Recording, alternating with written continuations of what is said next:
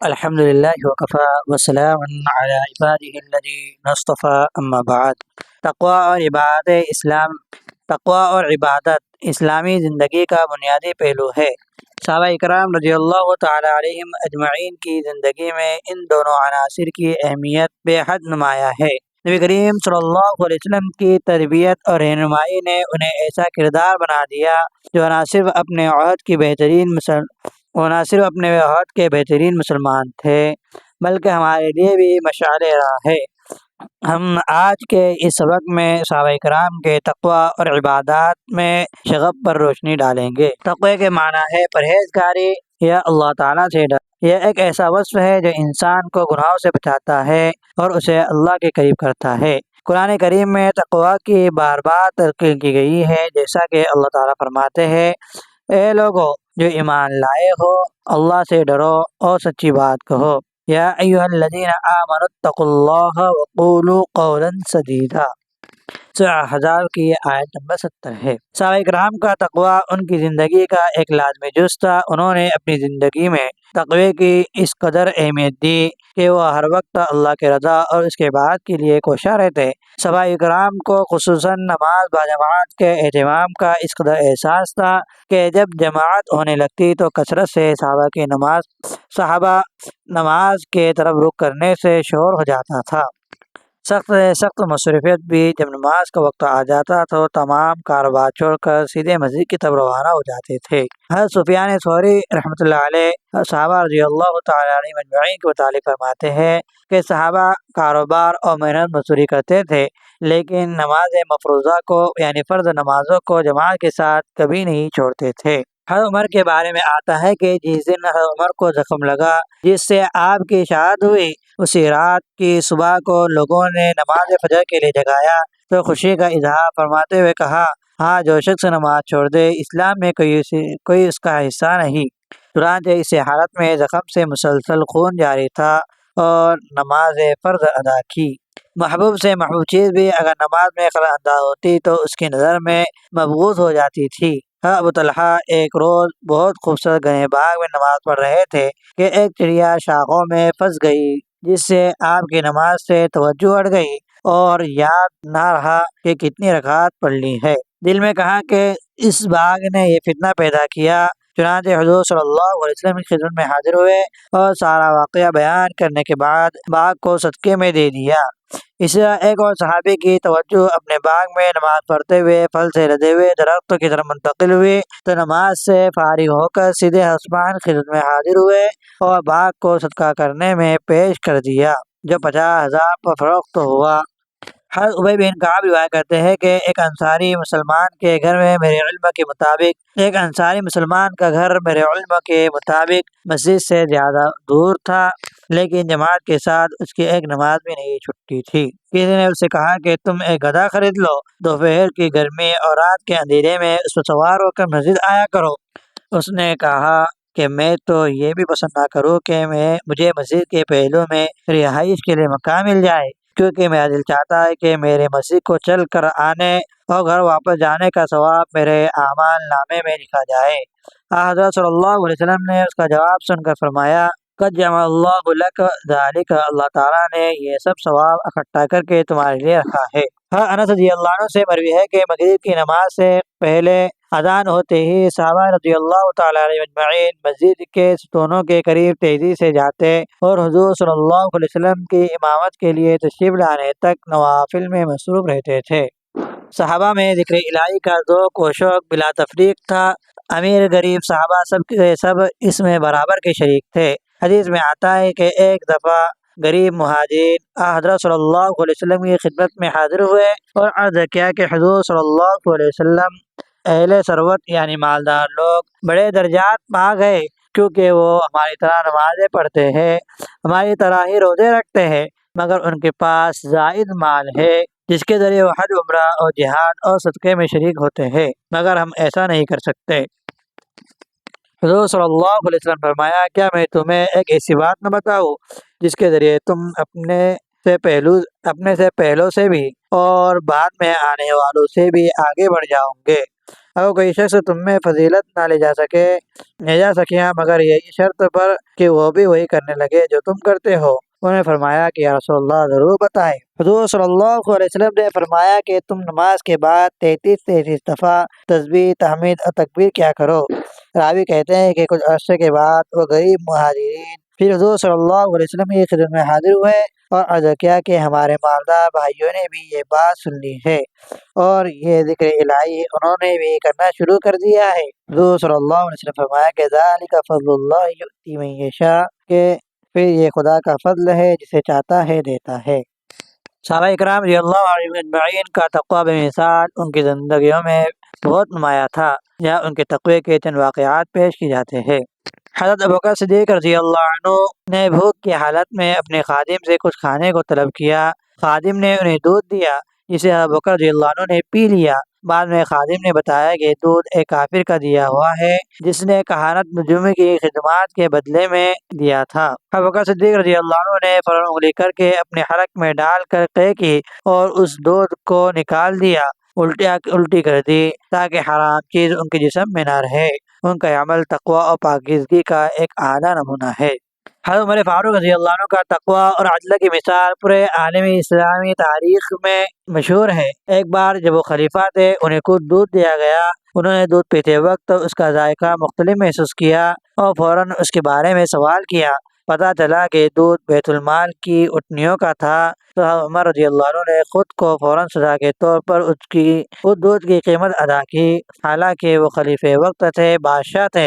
ان کا یہ عمل بتاتا ہے کہ وہ اللہ سے کتنا ڈرتے اور حساب و کتاب میں کتنا محتاط تھے۔ اور حضرت ابو عبیدہ بن جراح رضی اللہ عنہ شام کے گورنر تھے، بیت المال کے امین بھی تھے۔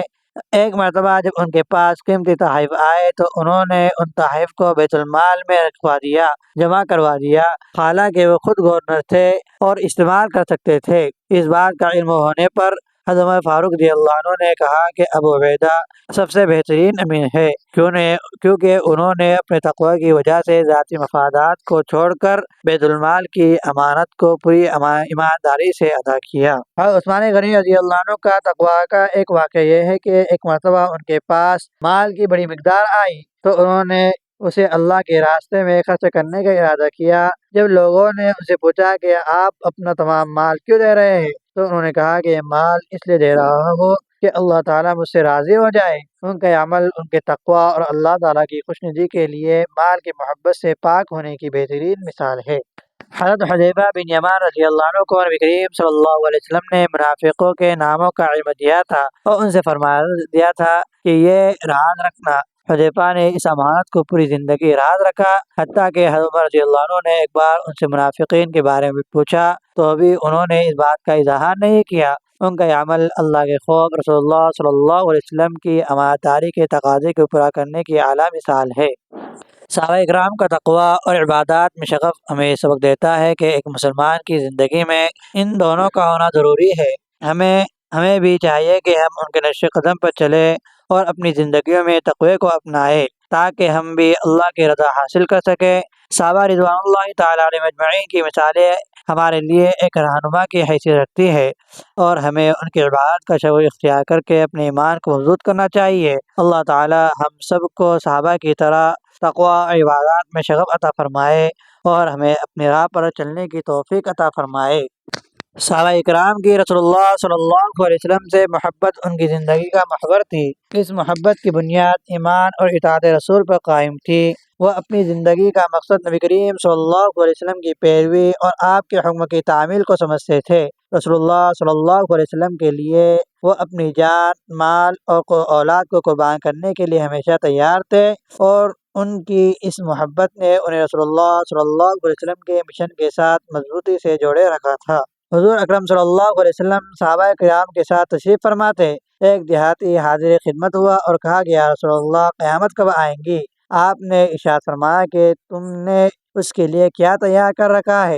اس نے عرض کیا میں نے اس کے لیے زیادہ نمازیں، روزے، صدقے کا سامان تو نہیں کیا مگر میں اللہ اور اس کے رسول سے محبت رکھتا ہوں۔ اس پر رسول اللہ صلی اللہ علیہ وسلم نے ارشاد فرمایا کہ قیامت والے دن آدمی اسی کے ساتھ ہوں گا جس سے محبت کرتا ہے۔ انس رضی اللہ عنہ فرماتے ہیں کہ میں نے مسلمانوں کو اسلام لانے کے بعد کسی بات پر اتنا خوش ہوتے نہیں دیکھا جتنا اس بات پر وہ خوش ہوئے۔ کیسی عظیم اور خوش نصیب جماعت تھی۔ صحابہ اکرام رضی اللہ تعالی علیہم اجمعین کے نزدیک تو اللہ اور اس کے رسول سے محبت، ان کا اتباع، ان پر جان نچھاور کرنا ہی زندگی حاصل کرنا تھا۔ غزوہ تبوک کے موقع پر حضرت ابوبکر رضی اللہ عنہ نے گھر کا سارا سامان خدمت نبوی میں پیش کر دیا۔ حضرت عمر فاروق رضی اللہ عنہ نے گھر کا سامان، حضرت عثمان غنی رضی اللہ عنہ نے 300 اونٹ مع ساز و سامان آپ صلی اللہ علیہ وسلم کی نظر کی۔ حضرت عثمان رضی اللہ عنہ کو صلح حدیبیہ کے موقع پر جب مکہ میں بھیجا گیا تو قریش نے کہا کہ آپ چاہے تو عمرہ ادا کر سکتے ہیں، لیکن وفا کے پیکر کا جواب تھا کہ اگر 1 سال تک بھی عمرہ ملتوی کرنا پڑے تب بھی میں رسول اللہ صلی اللہ علیہ وسلم کے بغیر عمرہ نہیں کروں گا۔ پھر اس منظر کا تصور کیجئے جب حدیبیہ کے موقع پر عروہ ابن مسعود اہل مکہ کی طرف سے وفد کا قائد بن کر بھیجے گئے، وہ حیرانی سے صحابہ کرام رضی اللہ عنہم کا طرز عمل دیکھتے رہے اور واپس جا کر قریش سے یہ مخاطب ہوئے کہ اے اہل مکہ، حضرت محمد صلی اللہ علیہ وسلم کا خون بہانا کیسے ممکن ہے جبکہ ان کے صحابہ ان کے وضو کے بچے پانی تک کے زمین تک گرنے نہیں دیتے؟ وہ اس پانی کے حصول کے لیے گرتے ہیں جیسے کہ باہم لڑ پڑے۔ وہ آپ صلی اللہ علیہ وسلم کے لعاب کو اپنے منہ پر ملتے ہیں اور تعظیم کا یہ حال ہے کہ آپ صلی اللہ علیہ وسلم کی طرف نظر اٹھا کر نہیں دیکھتے۔ میں قیصر و کسریٰ کے یہاں بھی گیا، نجاشی کا دربار بھی دیکھا، مگر اصحاب محمد صلی اللہ علیہ وسلم جو تعظیم محمد کرتے ہیں وہ کسی بادشاہ کو اپنے محل میں حاصل نہیں۔ زید بن دسنہ کے عشق مصطفیٰ کی مثال بھی سامنے ہے کہ سولی دینے کی تیاری کی جا رہی ہے۔ زندگی ہر کسی کو پیاری ہوتی ہے، جب موت سامنے کھڑی ہو تو سبھی جان بچانے کی ہر ممکن کوشش کرتے ہیں، مگر آسمان نے عشق کا ایسا نظارہ کم نہیں دیکھا کہ خون کے پیاسے زید کے چاروں طرف کھڑے ہیں۔ ابو سفیان نے کہا کہ زید، کیا تجھے پسند ہے کہ آج تیری جگہ محمد صلی اللہ علیہ وسلم ہوتے اور تو اپنے اہل و عیال میں ہوتا؟ حضرت زید نے جواباً کہا، اللہ کی قسم میں یہ بھی پسند نہیں کرتا کہ میں اپنے اہل و عیال میں ہوں اور حضرت محمد صلی اللہ علیہ وسلم کو کانٹا بھی چبھے۔ پھر سولی پر لٹک گئے۔ ابوبکر تو تھے ہی سراپا عشق، اللہ تعالیٰ نے انہیں یار غار جیسی عظیم شان فضیلت اور ثانی اثنین جیسے لقب سے سرفراز فرمایا۔ ایک بار خانہ کعبہ میں اسلام کے علانیہ اظہار پر کفار ان پر اس طرح ٹوٹ پڑے کہ گویا جان ہی سے مار ڈالا۔ لوگوں کے مخاطب کرنے پر بھی جواب نہ دیتے کہ سخت بے ہوشی کی کیفیت طاری تھی۔ شام کے وقت ذرا ہوش آیا تو اس عاشق صادق کی زبان سے سب سے پہلے یہی الفاظ ادا ہوئے، مجھے بتاؤ رسول اللہ صلی اللہ علیہ وسلم پر کیا گزری؟ والدہ کچھ کھلانے پر مصر تھی، مگر وہ مسلسل اپنے محبوب کے متعلق پوچھتے جا رہے تھے۔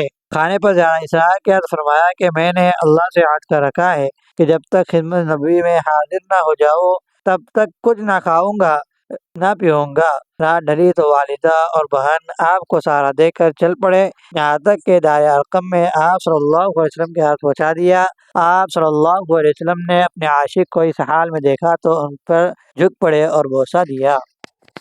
صدیق اکبر کی حالت دیکھ کر نبی رحمت پر رقت طاری ہو گئی۔ جنگ احد کے دن ابو دجانہ رضی اللہ عنہ آپ صلی اللہ علیہ وسلم کے سامنے ڈھال بن کر کھڑے ہو گئے، پشت تیروں سے چھلنی ہو گئی مگر آگے سے نہ ہٹے۔ ابو طلحہ رضی اللہ عنہ آپ صلی اللہ علیہ وسلم کی طرف پھینکے جانے والے تیروں کو اپنے ہاتھ سے روکتے رہتے، جس سے ہاتھ شل ہو گیا۔ اور اسی غزوے میں سرکار دو عالم صلی اللہ علیہ وسلم کا چہرہ انور خود کی کڑیاں رخسار اقدس میں گھس جانے کے سبب زخمی ہوا تو ابو سعید خدری رضی اللہ عنہ کے والد حضرت ابو سنان آپ کے چہرے طرح سے خون چوس کر نگل لیتے اور ان سے کہا گیا کہ تم حضور صلی اللہ علیہ وسلم کا خون پی رہے ہو۔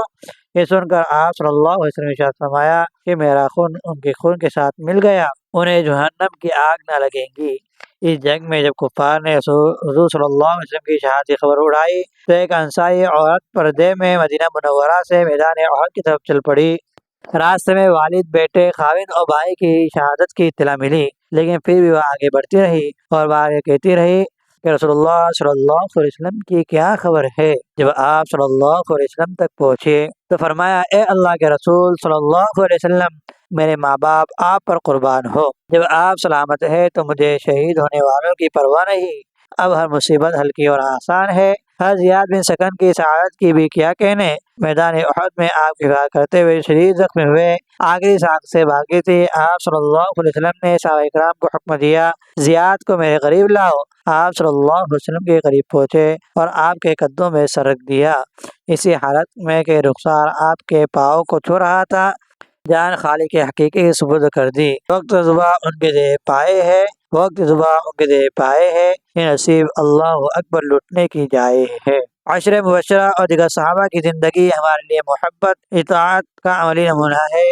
ان کے واقعات سے ہمیں یہ سبق ملتا ہے کہ رسول اللہ صلی اللہ علیہ وسلم کی محبت دل میں رکھتے ان کے طریقوں کو اپنا ہی کامیابی کا راستہ ہے، ان کے طریقوں کو اپنانا ہی کامیابی کا راستہ ہے۔ اللہ تعالی ہمیں صحابہ کی محبت اور اتباع کی توفیق عطا فرمائے۔